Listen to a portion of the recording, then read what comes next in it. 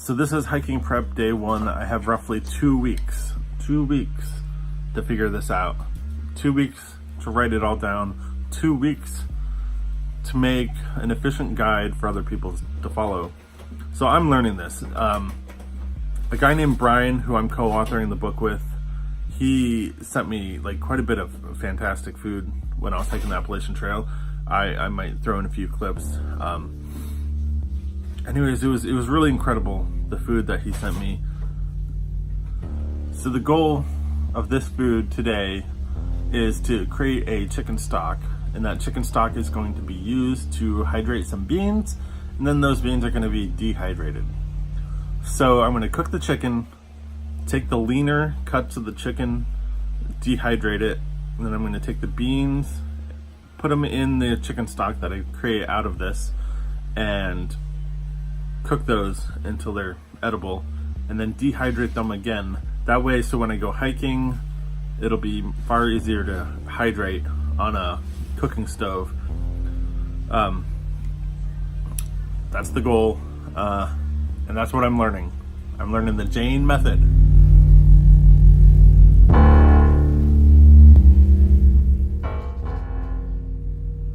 Step 1 to chicken dehydration is chicken cooking.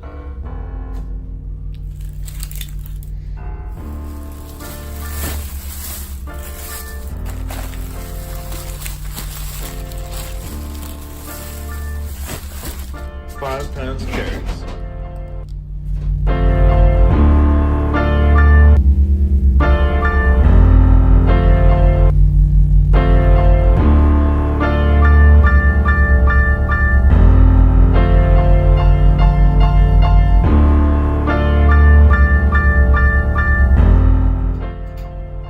Carrots, we got chicken, we got onion, and you know what? I'm gonna put some garlic in there. So I really love this stuff. Garlic pepper. Putting on some extra. There's plenty of garlic in there. Also, just gonna salt this down. Too much salt? I don't know. Usually, by the time it all comes together, it's not going to be too salty. Plus, if you're adding a bunch of other ingredients, I'm sure the remaining salt's not going to be too terrible.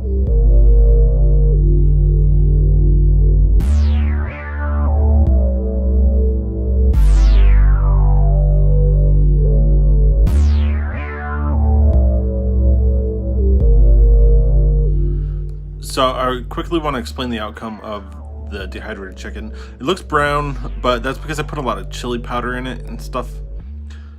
I think it came out pretty good. I don't think that was bad. I tried a few pieces. It tastes a little like jerky, you know. It's pretty dry. Hopefully it rehydrates well. I just read that the best chicken to dehydrate has been pressure cooked. So if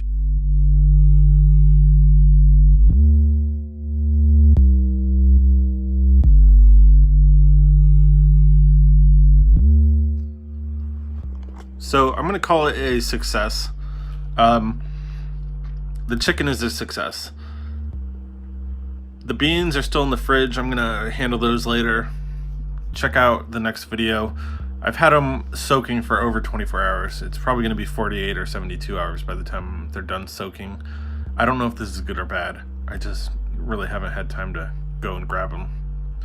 I've been working my way into being more prolific in every regard, so that's going to be a thing. I think I will be over the next few days. Anyways, that's just about it for this episode. I think that was some successful. The stock came out pretty good. Actually, I think I left the stock in for a little too long. The chicken stock. So I poured 6 cups of water in. I was going to put some vinegar in to extract some of the bone marrow goodness, but I decided not to do that. I just went for straight chicken stock. It may have gotten a little too hot on a few occasions, and I added more water, so it might be slightly too diluted as far as water, but that's what the beans are soaking in, with maybe a little burnt bones in there. But I think overall it's going to come out really good.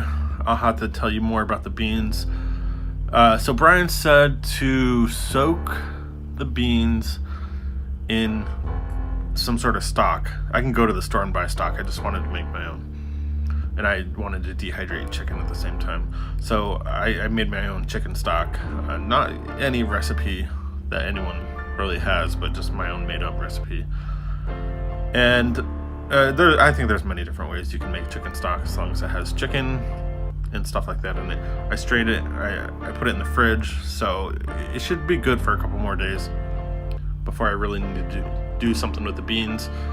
So I'm going to take the beans out, cook those beans, and then dehydrate those beans. That might be a longer process. It might take several hours to dehydrate using an oven with those beans.